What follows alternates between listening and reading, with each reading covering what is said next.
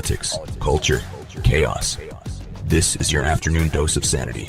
The Rich Zeoli podcast starts now.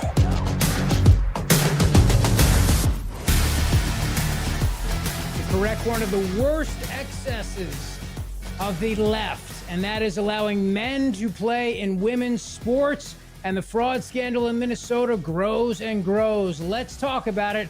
Welcome to the show. Let's go.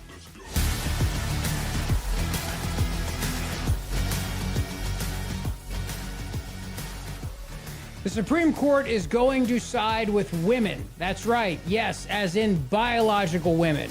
And they're going to correct one of the worst excesses of the American Cultural Revolution. Those are not my words. Those are words of the Washington Post. That's right. Washington Post with an op-ed today saying that the Supreme Court has the chance to right this. And it has the chance now to do what's right for women because neither science nor the American public is on their side. So glad you're here today for this Tuesday edition of the Rich Zeoli podcast. Great to be with you. And I'm really excited. I listened to the oral arguments today, so you don't have to. And remember something, I have been listening to Supreme Court oral arguments since I was in high school. I know, even though I never went to law school, I used to drive around, true story, listening to May It Please the Court on CDs of the nation's biggest landmark cases. Well, this one today is a landmark case. It is finally going to say once and for all that a woman is a woman, even though Justice Ketanji Brown Jackson, when asked in her confirmation hearing what is a woman, said, "I'm not a biologist." Today, the question is whether or not women playing in sports and then a dude comes along who has a schlong, and that's how you know if it's a man. He has a schlong or junk, twig and berries, however you want to define it. Well, I'm not a biologist, Jared, so I'm going to just give lots of different options out there. And since this is a family show, I'm going to say all those different things. Very medical. Yeah, it's the least I can do. Now, if you are a woman, you know you're a woman because you have women parts. Again, it's not that complicated. But for the Supreme Court today, what it's going to do is it's going to say this. If a woman's playing and a biological man with a twig and berries, schlong, whatever you want to call it, comes colliding into her, that is very dangerous for her, and therefore she does not have equal protection under the law. And it is not discrimination to say that a man cannot play against a woman in sports. That is not discrimination in any way, shape, or form. And likes the Top Gun volleyball scene, we can have a side conversation. Women in sports deserve the protection. Now, if we passed a law that said women can't play sports, that would be discrimination. But saying that a man he can't just take puberty blockers, hormone replacement therapy, whatever else, and then turn around and say he's a woman, that is not discrimination because he still has the ability to play men's sports. That's why it's not discrimination. On its face of it, and listening to hours and hours of the Supreme Court, so you didn't have to. That's what I do for you. It's because I love you, Zeoli Army. It's what I do. That's what I can tell you. I can tell you that the essence of it came down to this.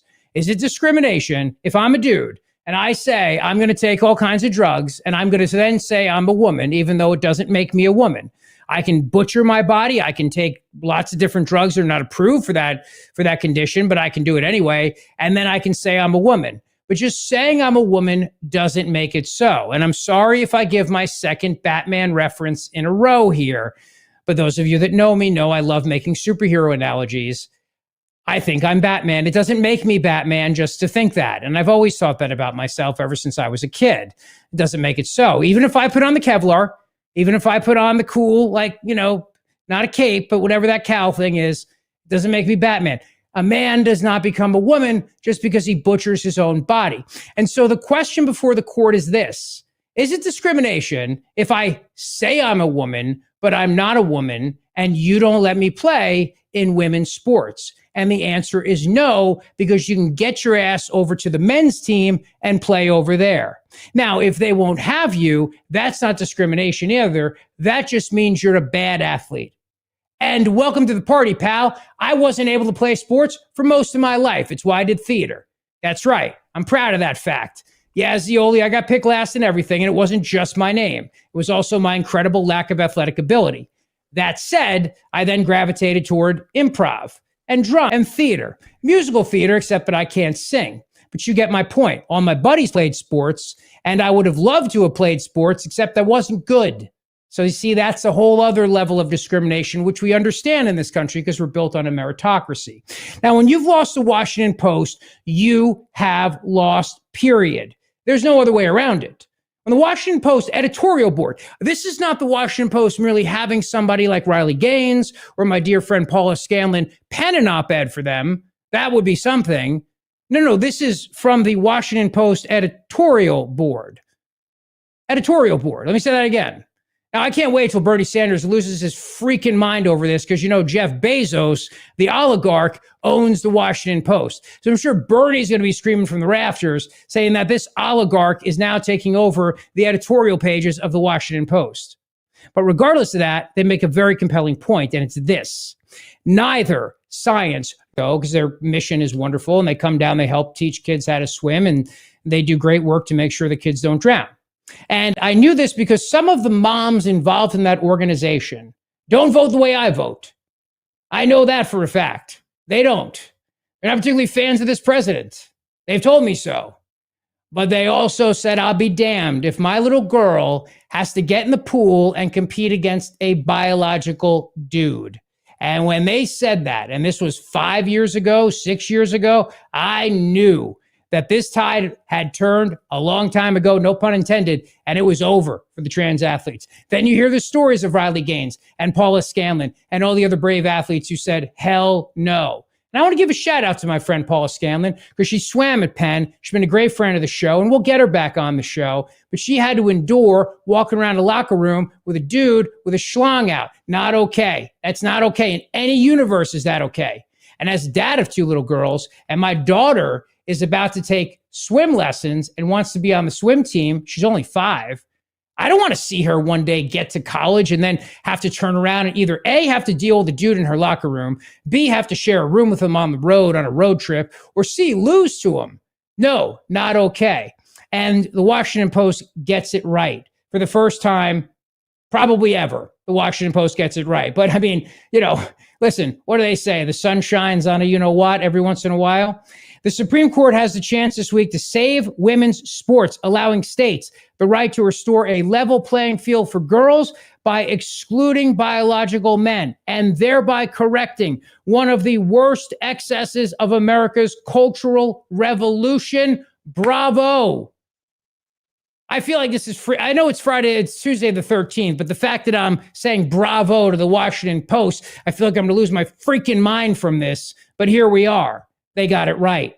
The justices will hear oral arguments, which they've heard today, and challenges to laws enacted by West Virginia and Idaho. The court is weighing whether backing biological males who identify as women from participating in female sports violates their rights under the 14th Amendment.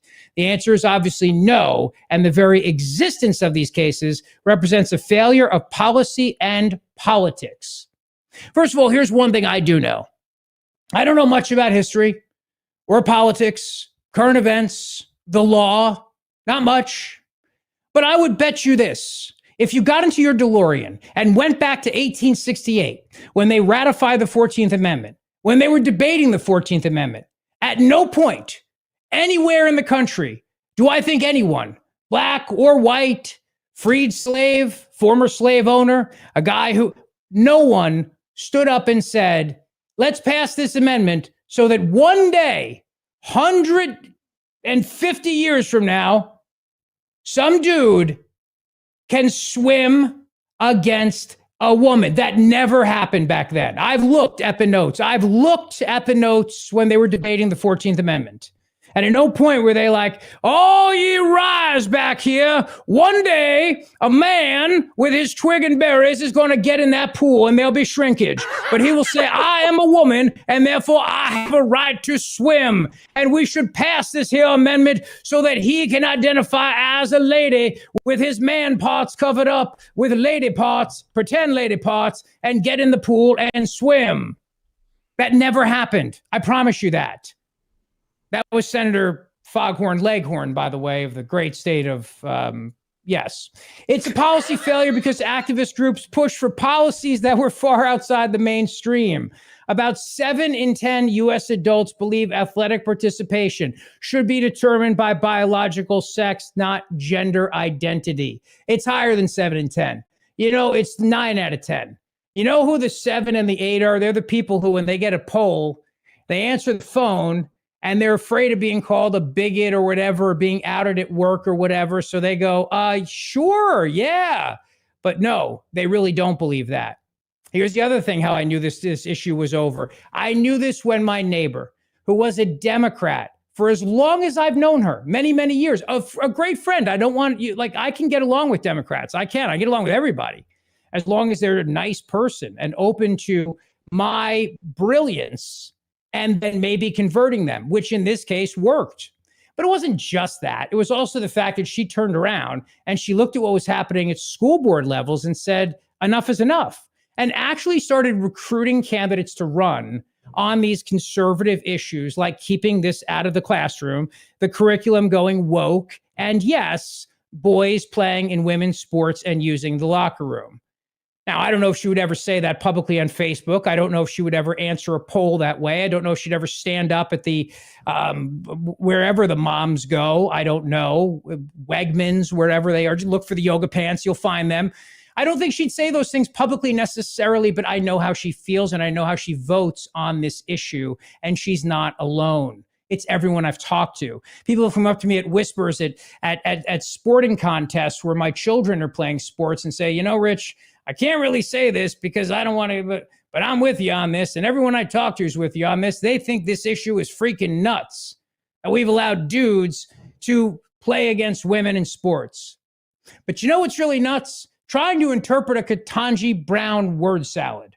Look, we had a long time to try to interpret Kamala Harris's word salads, and there was way too much red wine vinegar in those word salads. And leave out the vinegar part, it was really just the red wine, which does make a wonderful salad topping. But I think when she was drinking so much of it while tossing the salad that you could barely understand anything she ever said. Ketanji Brown Jackson is not that far off, by the way, as she speaks from the United States Supreme Court. I'm going to warn you here. This is tough to understand. I'm going to do my best to guide you through it. And you're a smart person, which is why you are listening to this podcast, why you are streaming this, and why you're commenting along. But I do have a question for you, and you can weigh in on the YouTube chat. Who gives bigger word salads? Is it still Kamala Harris, the chief salad tosser of our time? Or does Justice Ketanji Brown Jackson toss a better salad? You can let me know. I want to hear from you on this issue. So as I listened to the oral arguments of the United States Supreme Court today, this is what I heard. Take a listen. To the extent that you have an index, what is happening in this law is that it is treating someone who is transgender, but who does not have, because of the medical interventions and the things that have been done, who does not have the same threat to physical competition and safety and all of the reasons that the state puts forward. That's actually a different class, says this individual.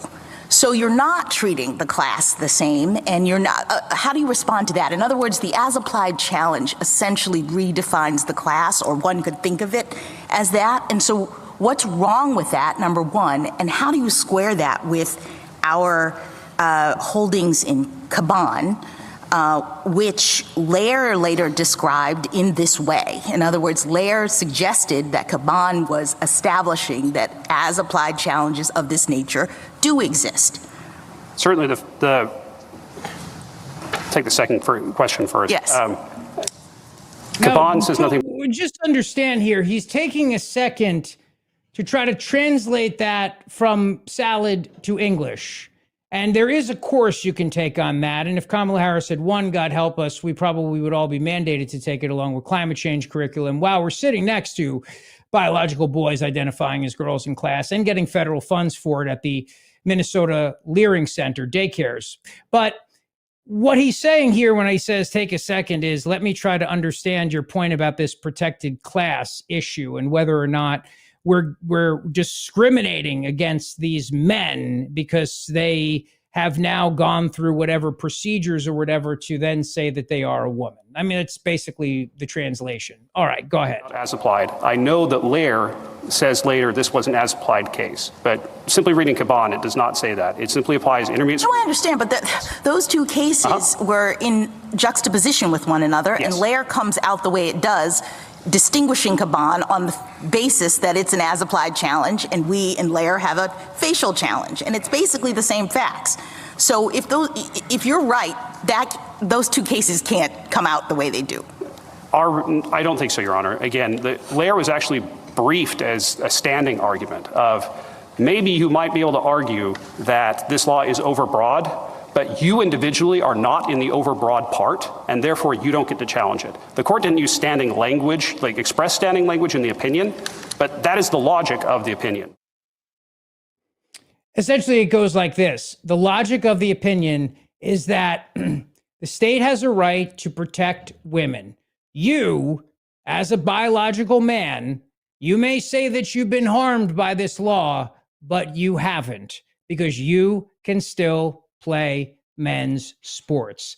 That's an easy translation for you that even Ketanji Brown Jackson, well, couldn't understand. This is the big story of the hour, powered by Dr. Mike Veneria, my buddy, my friend, and the undisputed master of dental implants. Right there on the screen, you'll see it, veneriadental.com. Make your appointment today. Wonderful people. 2 locations to serve you in Cinnaminson and Woodbury, and worth the drive. Believe me, Dr. Mike Veneria, thank you for powering this segment. We got a lot more to come here on the show, and I'm really glad you are here today. The fraud in Minnesota, it's out of control. And are there secret recordings of the Attorney General Keith Ellison saying to people, saying to his donors, look, we get it. You're going to fraud. All right? We're going to let you fraud. Yeah, we're going to let you fraud. And if anybody asks us, we're just going to pretend like we didn't have this conversation. Seems like it. We have the audio. We're going to play it for you. This is the Attorney General, Keith Ellison of Minnesota, in undercover secret audio recordings, which now the Secretary of the Treasury, Scott Bessent, says we must investigate. Take a listen. The only way we can protect what we have is by inserting ourselves into the political arena, putting our votes where it needs to be, but most importantly, putting our dollars in the right place and supporting candidates that will fight to protect our interests. That's right. You can only protect our interests when we have your back, and you don't have to worry about who's behind you. So now officials are saying, why was Ellison meeting with this group in the first place? They were asking him to help them get more federal funding, offering votes and campaign donations for support. Yeah, why was Ellison meeting with him? Because he was letting them know that it's okay if they got to pursue their interests, and if those interests might conflict with my interests, meaning the law, I'm not going to do a damn thing about it. This scandal is blowing up before our eyes. It's like every day there's new revelations. Tim Walz, is that guy, is he around? Have we, I mean, he may have fled to Canada. He may have fled to Cuba. I don't know. Maybe he and Justin Trudeau are hanging out in Cuba together, having some Cubano sandwiches and maybe a little, I think the drink down there is a banana daiquiri. And I think you say it as banana daiquiri, but I don't know. Where is Tim Walz? Guy just disappeared. I know he's not running again, but honestly, has he fled to a country that does not have extradition to the United States of America? Sorry. But does have goofy, I mean, Jared, I'm asking, by the way, have you checked Jared, Evil Jared, our executive producer? It's great to have you on the show today, buddy. Thank you for being here. Sure. Everything's working beautifully so far? A little bit, a little stream and buffer at the beginning. I love that Tim Walz is like, hey, I'm not running anymore. They're like, are you still governor? He's like, I don't know. Come find me. I'm around. Good luck, guys. He's like me on Fridays. It's like, well, I mean, my working most like days. Technically, I mean, yeah, I'm technically governor, sure. And then I guess he got on the first gubernatorial express flight to Brazil. I don't think they extradite people from Brazil or Argentina. Well, Argentina may with Javier Milei now, but we may have to go get him like we got Maduro. It's very possible. Although I don't think it'd be nearly as challenging. I really don't.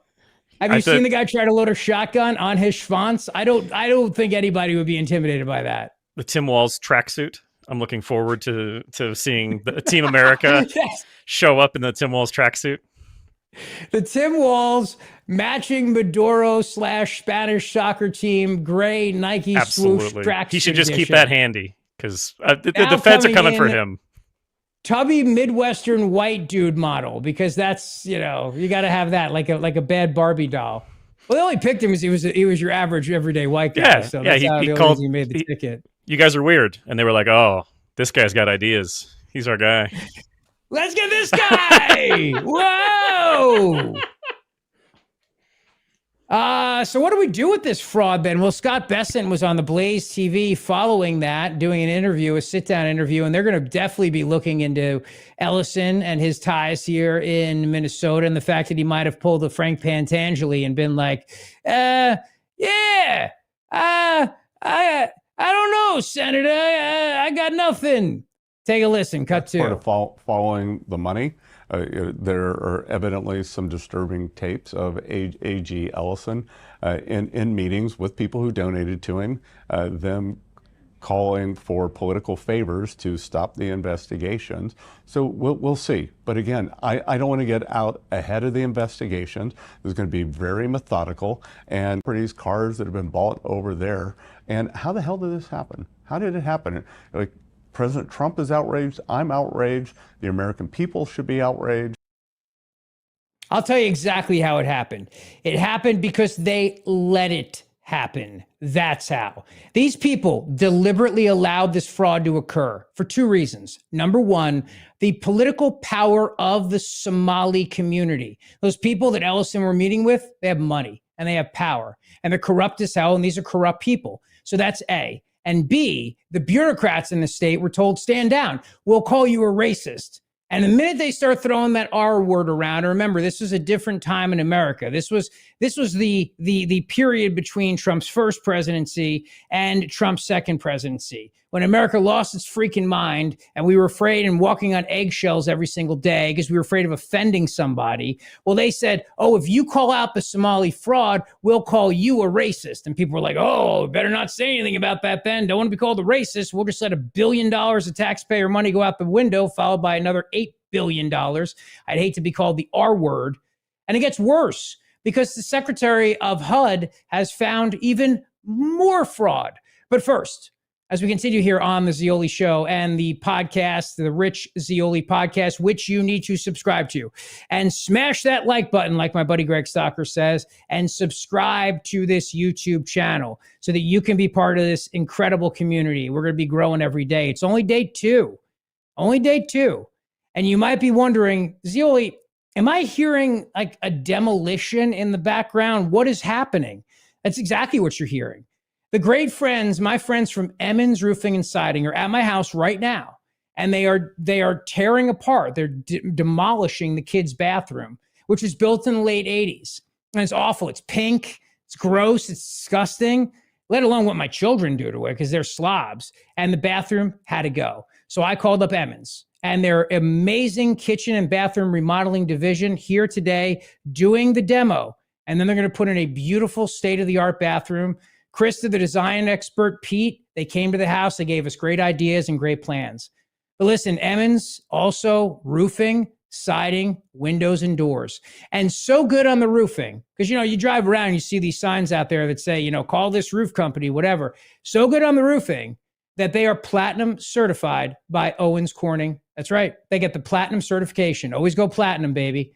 And that is a designation they do not hand out to just anybody. You got to be the best of the best. And they are the best of the best, which means you get a lifetime warranty on not only the shingle, but also the workmanship. That's right. So reach out to them today, whether it's for kitchen and bathroom remodeling, whether it is for that roof, which you need to withstand this very rough winter we're about to have. They're saying more snow's on the way, more ice, more snow. Anderson windows, doors, all made in America. The Owens Corning shingle, made in America. So American products, great craftsmanship from my friends at Emmons. EmmonsRoofing.com. You tell them I sent you. The fraud was allowed to occur deliberately. Now, you need to understand this point. I cannot stress this enough. I understand there are people in government who are completely incompetent. They're idiots. They have no reason to exist and they could not get a job anywhere else. So they work in government. Now, there are good people who work in the country, and I've seen this firsthand, working on campaigns and then working for people in government. These people were not that kind of person. Their level of incompetence, no. This was deliberate. The fraud was happening. They enabled it to happen. They let it happen. They found ways to help it happen. And there became a bustling industry, a fraud tourism industry. That's right. Now, I don't know if there are travel agents for that. I don't know. You call up one day, because I mean, travel agents are not, there's not many nowadays. Everything seems to be online. But I don't know if there's a fraud travel agent specialist, and maybe this will create a burgeoning new industry for them. You call up somebody in Minnesota and you're like, yeah, listen, I got this idea. I want to do rent payments, but nobody lives there. And I'm going to just collect the rent money. I'm going to get the government to pay me and say there's people. Well, we'd love to have you. We'll book an all-inclusive vacation for you right here in Minneapolis, St. Paul, and we'll even show you those empty rooms. And you can go ahead and screw the taxpayers. We'll even throw in some chocolate-covered strawberries. It's the least we can do. We're Minnesota, and we love fraud and incompetence. Yes, we do. Here's the Secretary of Housing and Urban Development explaining it for you. Take a listen. We have boots on the ground in Minnesota. And through our fraud prevention, we have found that there is likely over $84 million in eligible assistance that was given to the state of Minnesota during the Biden administration, including almost $500,000 in improper assistance to over 500 dead tenants. And so you think about that, Tony, over $84 million of hardworking taxpayer money that was shelled out during the Biden administration in improper assistance and serving over 500 dead people with almost $500,000 of assistance. This is a lack of stewardship. It's gross negligence. But I'm grateful at this time that our team on the ground has found these improper payments, and we will hold those accountable that are responsible for this. Fraud tourism. People travel from places like Pennsylvania to get in on the action on this. They travel from all across the country to come to Minnesota so that they could get the government to pay them checks for dead people. And the dead people also voted too. I don't want to disparage the dead. I hate to do that. So they were also very diligent voters and active citizens, even though they were dead, and collecting rent checks, which then went to some guy who then screwed you and screwed me, because this is federal tax dollars we're talking about. This was deliberate. These people need to go to prison. I was joking about Tim Walz seeking extradition, but not really, or going to a country that doesn't have it, but not really. I mean, this guy needs to go to jail. All these people need to go to jail.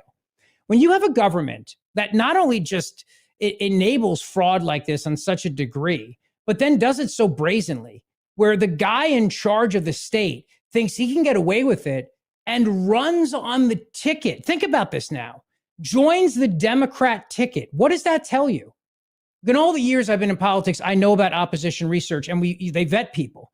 They make sure that these people are good candidates. And the first thing you find out is there anything there could cause embarrassment to the top of the ticket, could cause this ticket to lose? These people were so arrogant in their fraud, arrogant in the way that they screwed you out of your money, that they put the guy who was in charge of the biggest fraud scandal possibly in American state history as the running mate in the 2024 presidential election. Think about that. What does that say to you about the arrogance, about the hubris of these people, and the fact that they believe that they would get away with it? They figured they'd win and nobody would ever find out.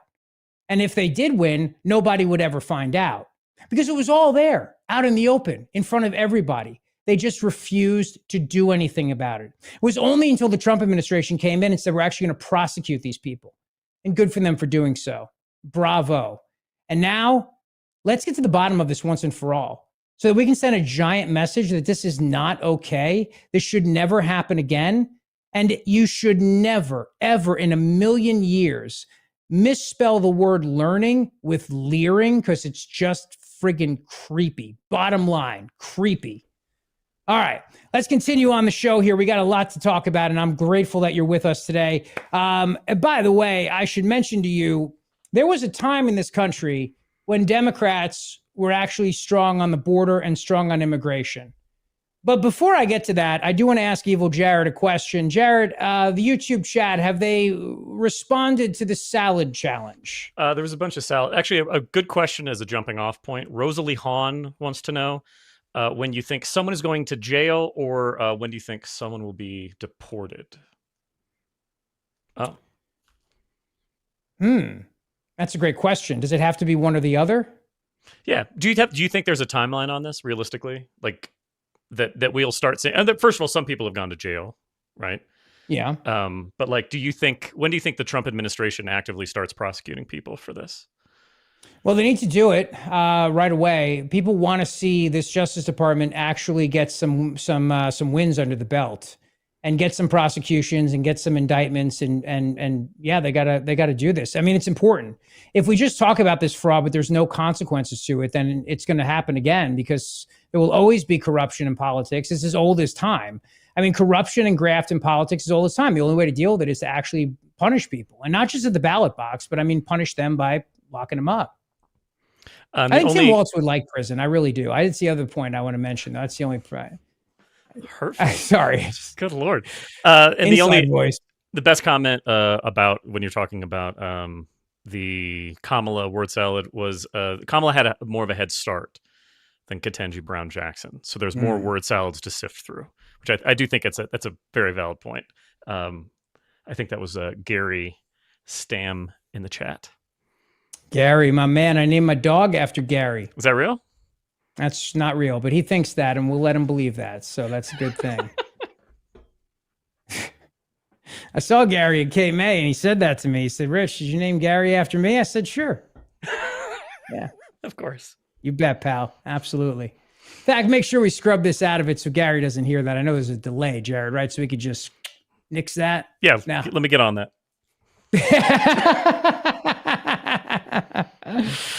Oh, man. And, speaking of indictments, though, do I agree with Abby Phillips from CNN? That is a question that I see here on the Zeoli podcast sheet, which you need to subscribe to this podcast and like it. I want to give a shout out to everybody who's done so. People like Carrie Marie on X, who posted it literally on her X page for all to see.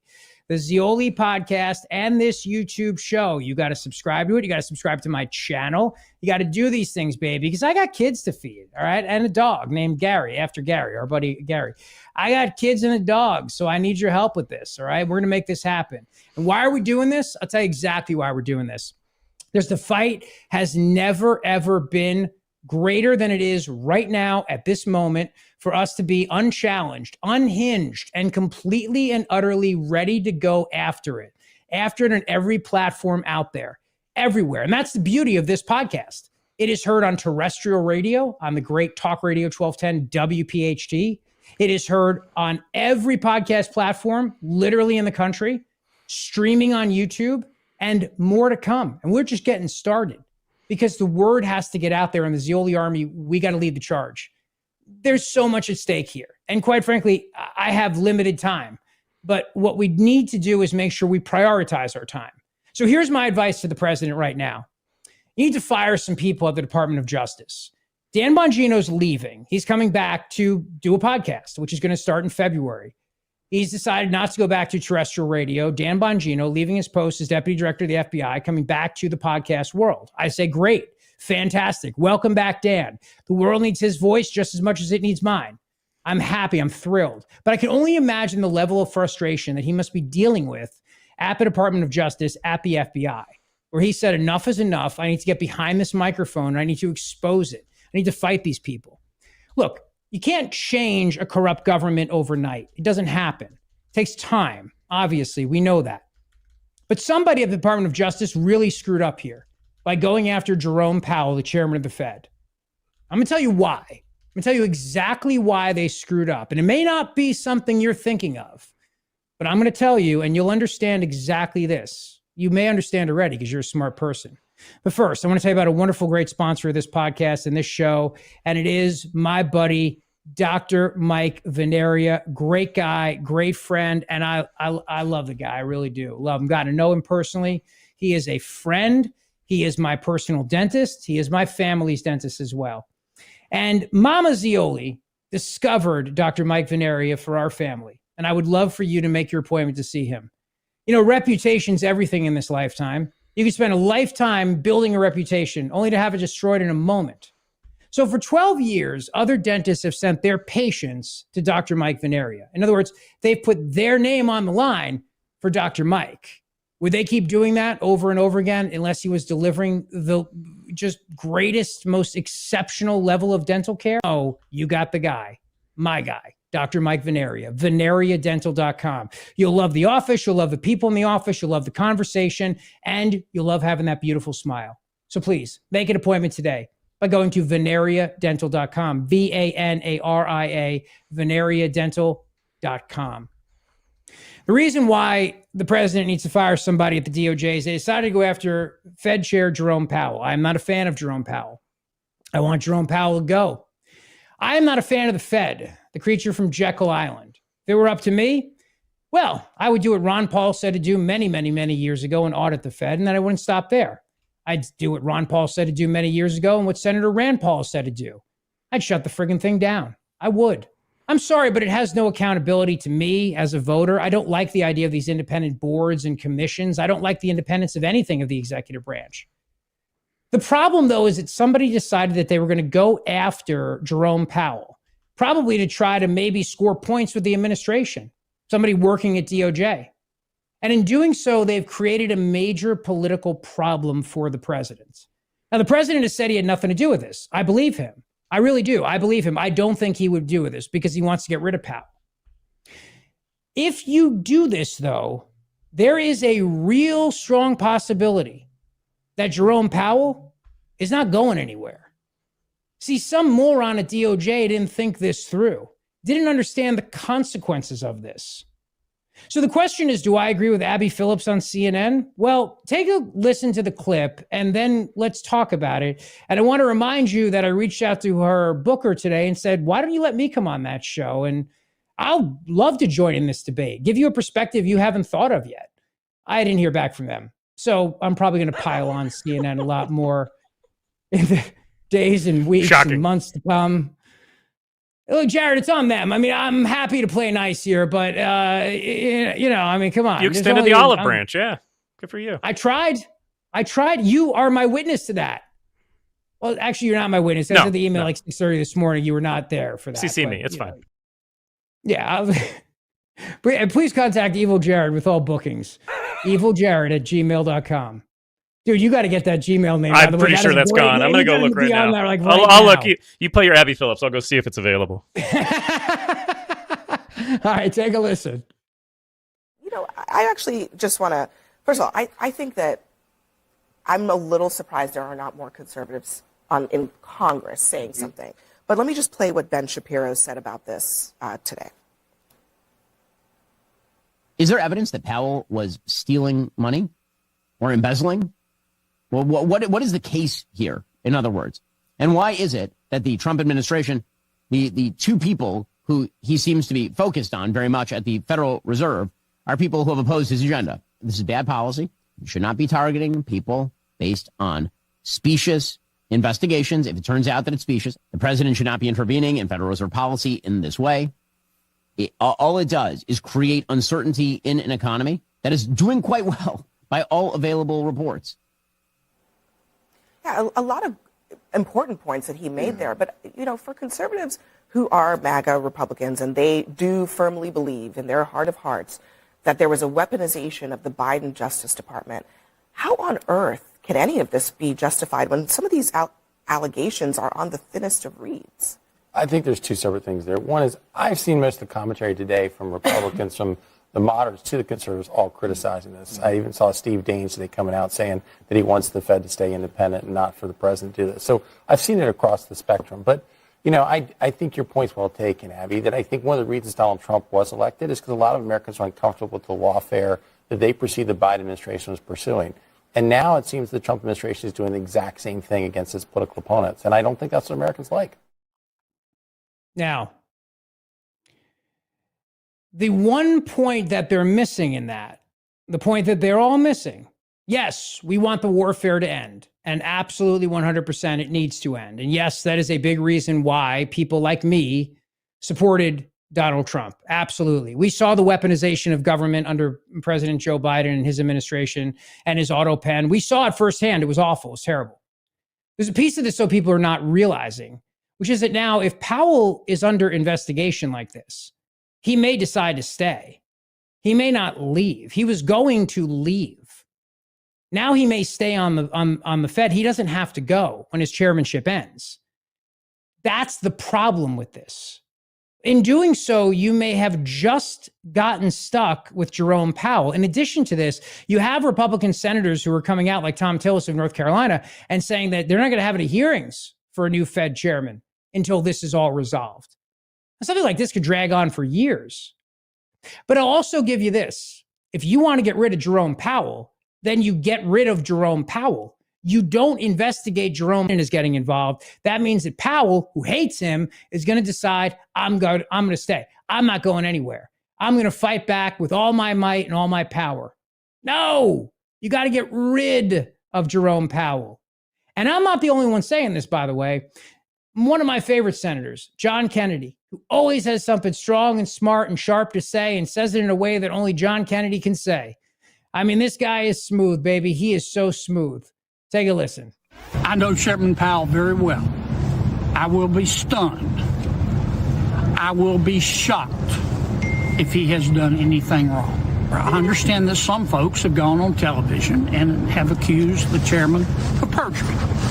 This is America. You can say what you think. But a perjury allegation, particularly to the United States Congress, is a serious allegation. It's serious as 4 heart attacks and a stroke. And if you make an allegation like that, by God, you better be prepared to back it up. He's right.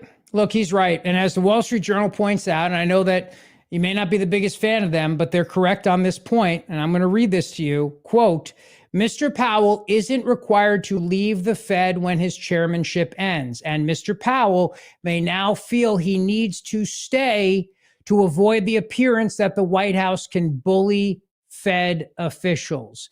That would deny Mr. Trump. I don't know. Maybe Powell's corrupt. I don't know. Maybe I don't know. When he could have just had to say nothing about Jerome Powell, as the economy is now getting really, really strong, and now Wall Street's shaky over this whole thing.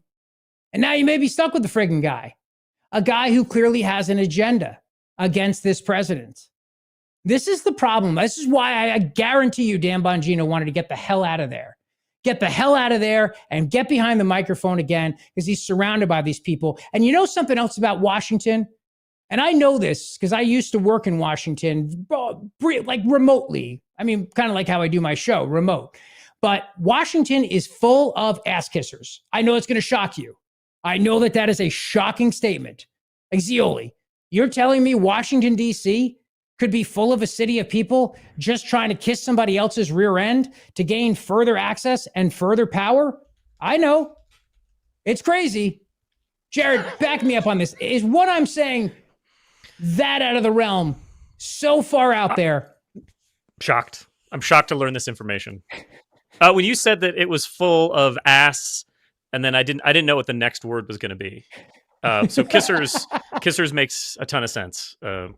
Mostly because that other word, yes. I don't know that you could actually say on terrestrial radio. But yes, I don't know DC, so I guess I will take you at your word that it's filled with kiss-ups and brown nosers. That's very difficult for me to. Well, you do go to DC from time to time in your work with other national podcasts and other national shows. And so I know you know it well because you text me and you point out the beauty of DC all the time. And not just the monuments. I just want to make that point clear. The cherry blossoms. You like the cherry blossom. I like the food. I like when they pay me to go out there. But no, I have not noticed. I haven't noticed brown nosers. It's so weird. I haven't noticed bars totally filled with people who are absolutely just gutlessly looking at the door the whole time to see who's coming in and who they can go like rub up against. I haven't noticed that. Have not even paid attention. That's well, weird, next time you go, we're gonna have to, get you focused on it. I'll watch a little. Yeah, just a tiny, little bit. I'm hoping you're enjoying the podcast. Please make sure. The thing is that we could say another word for kissers, but this podcast is unique and maybe nothing else like it in the country. I don't know, because it's a podcast that is also on terrestrial radio, our wonderful flagship station of Talk Radio 1210 WPHT. And that's the beauty of this, is you can listen live, you can watch it live stream, you can listen on your schedule, and you can listen on the radio too. Because I still love radio and I love talk radio and the power of it. You have all these options at your disposal, which is great for you and for everybody. And the other point too on this weaponization of government, which I want to mention, is that instead of going after Powell, why don't you after the people that were behind, say, Arctic Frost, like Jack Smith and all those people? Because there's a new piece today at justthenews.com about this. The Arctic Frost probe, driven early on by an anti-Trump FBI agent, according to memos. Internal Bureau, and I saw Senator Rand Paul tweet this out, this Just the News piece. Internal Bureau emails show a key FBI agent who had already demonstrated a bias against the president, consistently circulating and citing anti-Trump articles as support for pushing an inquiry into President Trump over J6, the high holy day of the left, January the 6th. It turns out that the agent likely had a hand in having those articles published in the first place, thus leading to the Arctic Frost investigation and leading to the weaponization of government against, yes, members of Congress, elected members of Congress, United States senators, and all of these other people who are involved in this. So let's put our focus on that, shall we? Let's actually go after the people that targeted, from the executive branch of government, the legislative branch of government. Something that 250 years ago, the founders of this country would have considered to be one of the most grave attacks against the Constitution you could ever muster, when the executive branch purposely targeted and spied on members of the United States Congress, the legislative branch of government. The founders would have been so appalled by that concept. And this is why they put Congress with Article 1 and the president with Article 2, because they wanted to make it very, very clear that Congress creates the laws. And now, if you've got the executive that is so brazen that it feels like it can target Congress, go after senators and members of the House of Representatives, well, then listen, then everything we work to create as a country, the Constitution, is meaningless. It literally has no meaning. I heard a sound. My dog, Gary, was screaming. Oh, no, I'm sorry, Jared. He hasn't screamed yet. He will in just a moment. Because America's mother-in-law, Elizabeth Warren, was speaking at the National Press Club.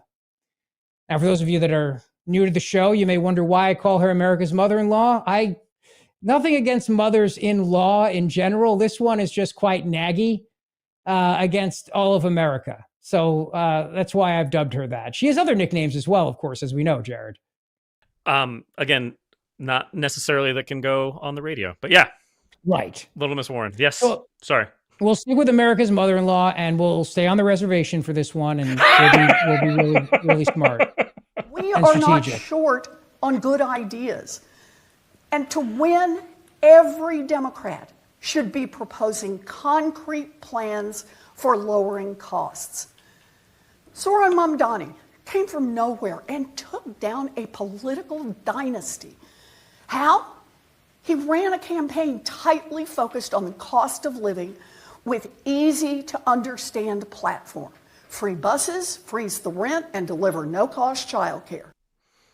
Sounds great. And ponies and unicorns and, yes, piñatas filled with lots and lots of free candy. Bad for your teeth and definitely not maha, but that's okay because they're free. The fact that the Democrats now are openly embracing socialism. You know, I was asked by my buddy Brian Kilmeade about Bernie Sanders being at Zoran Mamdani's inauguration. And I said, you know, for years they put these people in a corner and nobody puts Bernie in a corner. They're out there now openly saying they support socialism. This is how far the Democrat Party has gone off the reservation, how crazy they've gone, how far left they've gone. Elizabeth Warren is saying we need to embrace the ideas of the Democrat, socialist, Marxist, communist mayor of New York City. And I want to point out something. If you go back to 2020, right as we were all getting ready to gear up for a nice virus coming out of China and coming out of a laboratory, which, by the way, there's another story, and I may not have a chance to get to it today, so you'll have to tune in tomorrow. But there are two senators now, including Joni Ernst, calling for an end to infecting bats with viruses and then doing research on them. Why is this still happening? Why is the NIH doing this? I don't understand. I thought that crap was supposed to end. I'll come back to that because it was not an undercooked bat burger with a side of pangolin fries and a raccoon dog aioli that caused the last pandemic. It was a bat that was infected purposely with a virus in a lab in Wuhan, China, and then somebody walked out of the lab with it under its shoe. So why are we still doing this? I don't understand. It's like I'm taking crazy pills, but wait. Let me stay on topic here. Elizabeth Warren, embracing the left, embracing the communism, embracing the socialism, just like how Democrats are now embracing open borders and they are anti-ICE. That wasn't always the case, though. There are two viral clips going around the internet today. One is of Bill Clinton doing something called a radio address. Yes, there was a time when presidents used to do this. Oh, my background. Let me put it back on. Look at that. Presidents used to do this. They used to give radio addresses to the nation. Nowadays, they just go on social media and just give tirades of whatever they feel like, which is a beautiful, beautiful thing. But the president would sit down and give a radio address before the entire country. In fact, he did one time, President Clinton at KYW News Radio in Philadelphia, legacy sister station of Talk Radio 1210 WPHT, which has gone really, really left and totally off the reservation again, but I'm not going to mention that because that, would be unfair, but I'm no longer an employee of Odyssey anymore. So what are they going to do?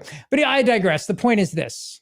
In this presidential radio address, here is President Bill Clinton very firmly saying we need to secure our borders and deport people who are in this country illegally, whether they've committed any crimes or not. Take a listen. Our nation was built by immigrants. People from every region of the world have made lasting and important contributions to our society. We support legal immigration, but we won't tolerate immigration by people whose first act is to break the law as they enter our country. We must continue to do everything we can to strengthen our borders, enforce our laws, and remove illegal aliens from our country. As I said in my State of the Union address, we are a nation of immigrants, but we're also a nation of laws. And it is wrong and ultimately self-defeating for a nation of immigrants to permit the kind of abuse of our immigration laws we have seen in recent years. And there's also a clip of the vampiric one, Nancy Pelosi, saying it from many, many centuries ago. What changed? How did the Democrat Party get so far left? How did they get so crazy that they're embracing socialism, communism, open borders, and people who are actively and being paid and trained to defy ICE? And how is it that the left has now embraced this message that you should be interfering with the operation of ICE, which is going after illegal aliens?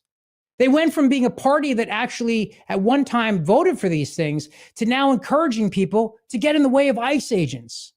And if you get in the way of ICE agents, bad things happen. Bad things. You even have a Democrat mayor, that Jacob Fry, who basically told Tim Miller of the Bulwark podcast that the only reason why they're not arresting ICE agents is the ICE agents have bigger guns. Yeah, that's right. Basically asking, can our cops arrest them?